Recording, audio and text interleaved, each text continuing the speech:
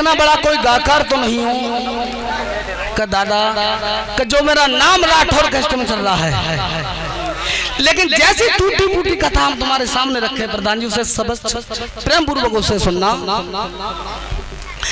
सत्य बात तो ये थी कि भगवान के सब मैंने मना कर दिया था मैं प्रोग्राम ना गाना, लेकिन तो नहीं बुला लो तो ध्यान रखना।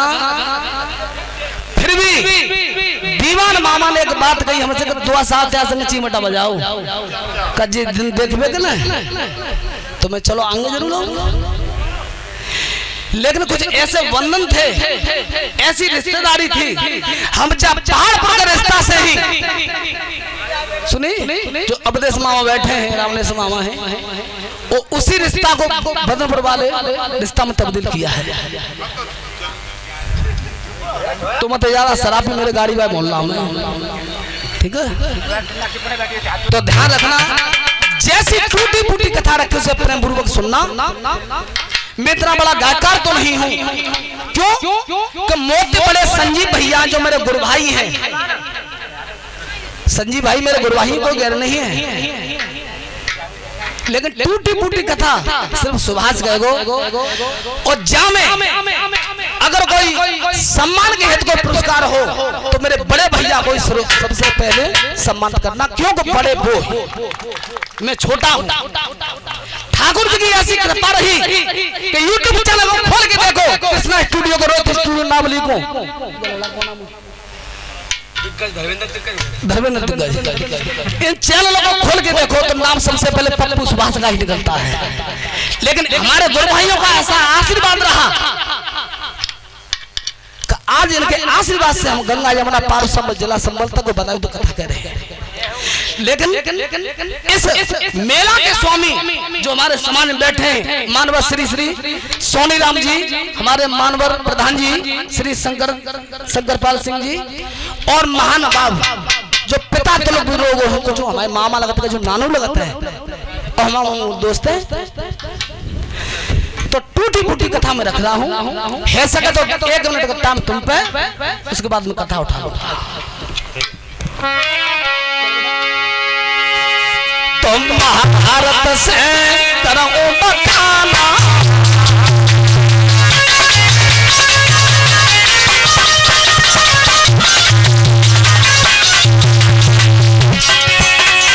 महाभारत से करो बखाना, श्रोता सुनो हमारी धरी ध्याना।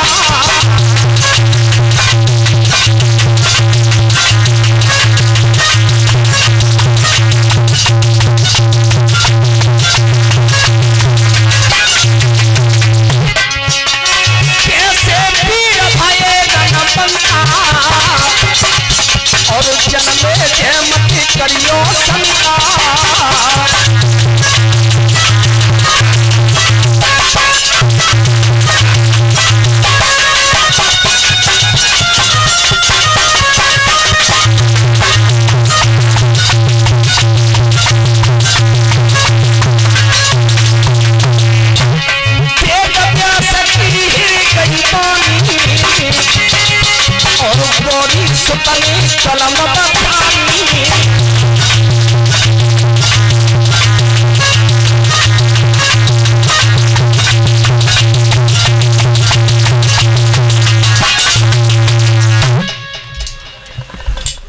एक 1.5 मिनट तो हैगी हो ही, बता दो फसला बनो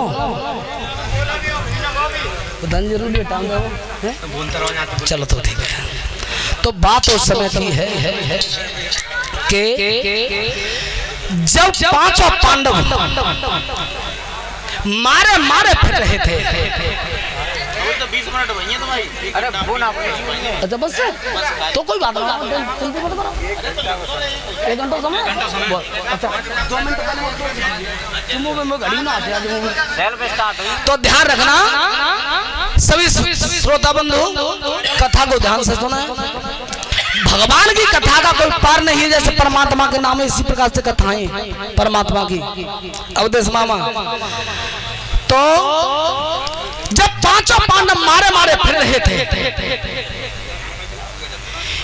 तो धृतराष्ट्र महाराज बात तो नीति की करते, लेकिन पेट में कपट रखते थे पांडवों के प्रति। जैसे जो कोई वो बात सत्य कहना चाहते हो तो दुर्योधन खड़ा होकर हो जाता था, फिर वो बोल नहीं पाते थे। अब जब पांडव मारे मारे फिर रहे तो एक प्रस्ताव रचा था कि भैया विदुर मेरे भाई पांडु की संतान है और वे मारे मारे फिर रहे हैं, तो मेरे हार्दिक इच्छा है उनके लिए एक बहुत सुंदर भवन का निर्माण करना चाहता हूं। तो ध्यान रखना, राजा के हुक्म में परमात्मा के हुक्म में कोई देर नहीं होती है। आदेश हुआ कि मेरे पांडवों को पुत्रों के लिए एक बहुत सुंदर भवन का आयोजन किया जाए। जब भवन तैयार हो रहा था तो दुर्योधन चारों नीतियों का भंडारी था, साम दाम दंड भेद।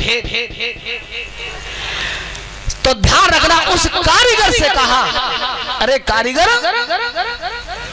तू ऐसा भवन बना के तैयार कर कब भवन में आंच नेक सुलगात खेल पूरी झल बच जाए। अब जब भवन बन रहा था तो महाभारत को खोल के पढ़ना, वो ऐसा अनोखा भवन था।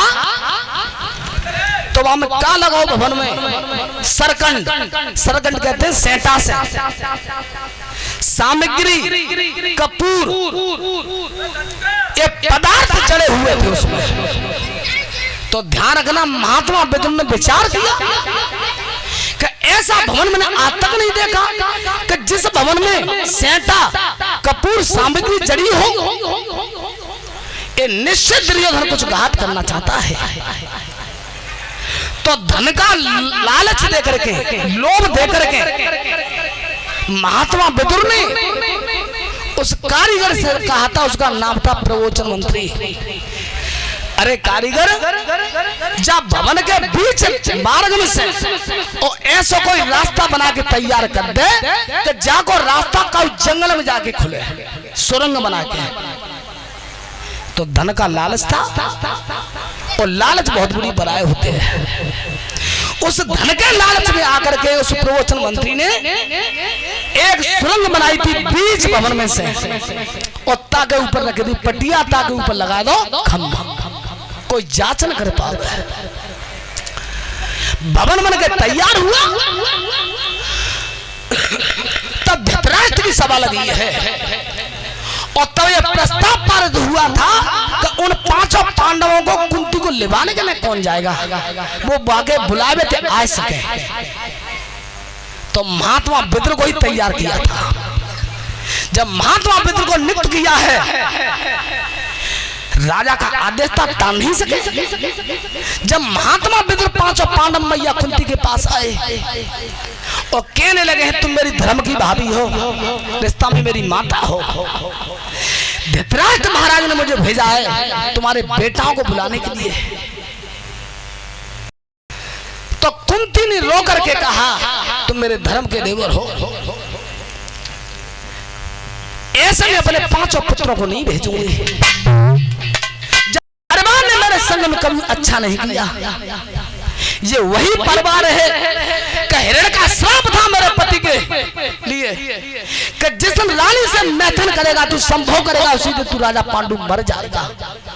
लेकिन ध्यान रखना सभी श्रोता बंधु, भवन को छोड़ के मैया कुंती माधुरी से चले गए थे जंगल में। कुछ लोग कहते हैं कि राजा पांडु की संतान से एक पुत्र पैदा था, लेकिन सभी समाज में और समाज के स्वामी सभापति, जो सभापति नियुक्त किया जाता है वो समाज का ही स्वामी होता है, जैसे जिला पे जज होता है। तो अंदाजा लगाना, जब राजा पांडु के पेट से एक पुत्र पैदा था और इतना राजा पांडु को श्राप था कि जिस दिन रानी के साथ संभोग करेगा तो उसी दिन तेरी मृत्यु हो जाएगी। तो अंदाजा लगाओ फिर क्या राजा पांडु की लाश 9-10 महीना रखी रही और इतना माधुरी संग सती भैया, बोलो इतने माधुरी संग सती भैया। बात ये नहीं है, सिर्फ बात ये थी। आज इस बात का पर्दा ही पार कर देता हूं मैं। माधुरी ने कुंती से कहा, दीदी तेरे 3 बेटा हैं, मेरे कोई संतान नहीं है, पति को हिरण का श्राप है, करदम ऋषि का, तो तेरा तो वंश चलेगो, बहन ने मेरा वंश चला वाला। तो वही माला का आह्वान किया था जो दुर्वासा ऋषि ने दी थी। तो अश्विनी कुमार आए थे और उन्हीं के तेज से हुए थे नकुल और सहदेव। वृंदावन लाल की जय हो। तब मैया कुंती ने कहा ऐसे में जाऊंगी नहीं, जब परवान ने मेरे संग कभी अच्छा नहीं किया, मैं संग चलूंगी। तो 5 पांडव और मैया कुंती से जिस समय हस्तिनापुर में आए तो दुर्योधन गेट पे ठाड़ हुआ है, आगे बढ़ के और सबसे पहले मैया कुंती के पैर छुए और अपने भाई युधिष्ठिर को गले से लगाया है। साम्य नीति का प्रयोग कर रहा था, कपट की नीति का। कोई ये समझा कि इनमें कोई बैर नहीं है, आगे के लिए बढ़ गए थे। धृतराष्ट्र महाराज की सभा लगी है, ज्येष्ठ पिता का चरण वंदन किया और हाथ जोड़ के कहने लगे हैं, पिताजी ऐसा क्या कारण था, कोई संदेशा भेज देते, हम 5 भाई आ जाते। चाचा को परेशान किया। गहरी सांस लेकर के कहा, बेटा युधिष्ठिर मैंने तुम्हें किस काम के लिए बुलाया है, पूछना चाहते हो? सुनो क्या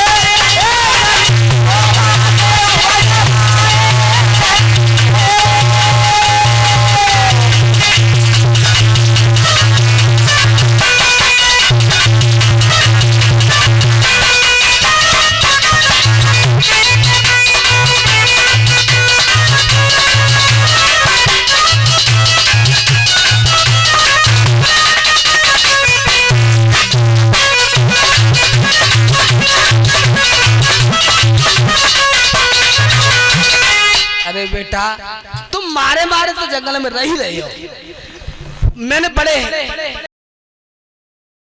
तुम्हारे लिए जो भवन बनवा हुआ है, तो बेटा कचुदना ऐसा करो कच्चा भवन में रह ले। पिता कहते थे धृतराष्ट्र, ठीक है पिताजी जैसी तुम्हारी इच्छा। तो ध्यान रखना, आदेश पाकर के 5 पांडव तो उसी समाज में महात्मा विद्रोह खड़े हो गए। बेटा युधिष्ठिर फैल जाइए, जा तो रहे हो, पर बेटा चंती वीरिया मेरी एक बात सुन ले। वो बात कौन सी थी, तो कैसा संकेत किया तुमने? आग लगे जब जंगल में, आग लगे जब जंगल में, तो जीव जंतु जल जाते ही अपनी चालाकी थी वो भीतर बिल में धस जाते ही। बेटा सुन ले ध्यान लगाई, बिल के भीतर जीव रह गई, अरे बे अग्नियति बच जाता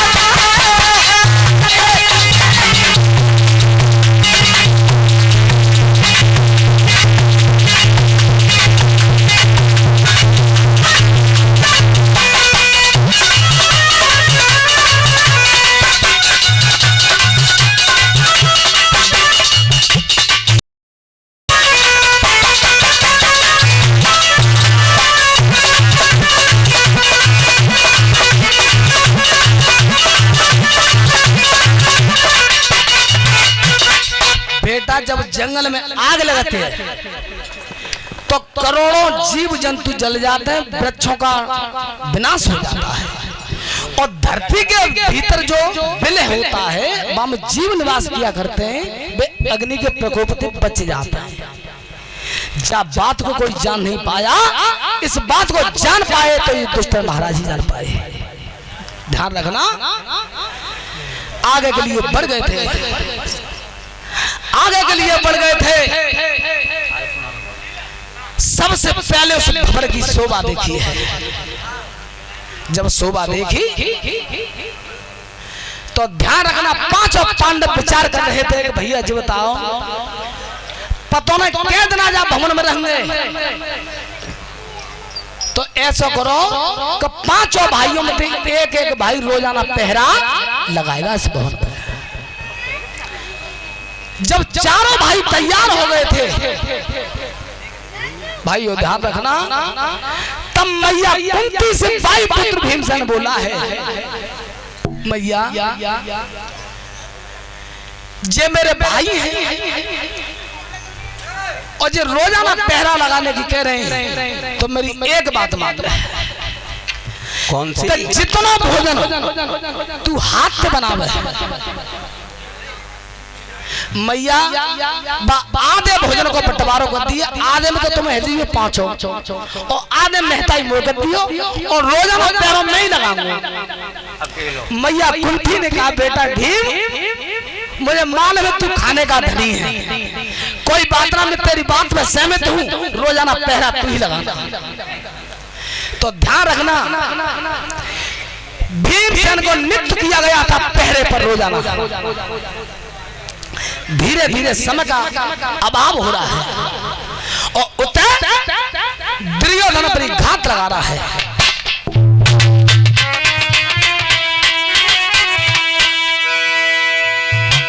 एक दिन भाव शंकर भैया चाहते न भय, लेकिन दुर्योधन उसी मौके की तलाश में था कि मैं कादना जा भवन में आगे दूं। तो आज दुर्योधन कैसे चला है?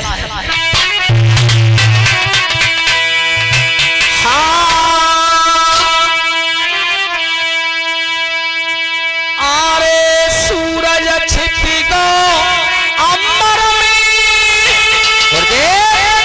और समय रात को आओ रे।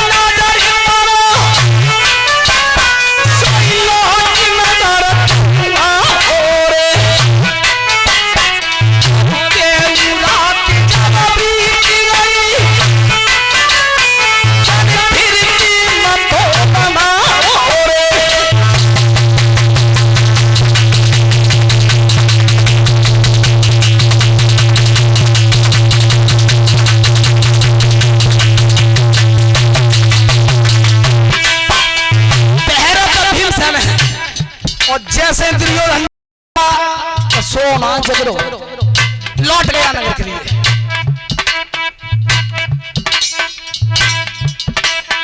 अरे निज भैया चल के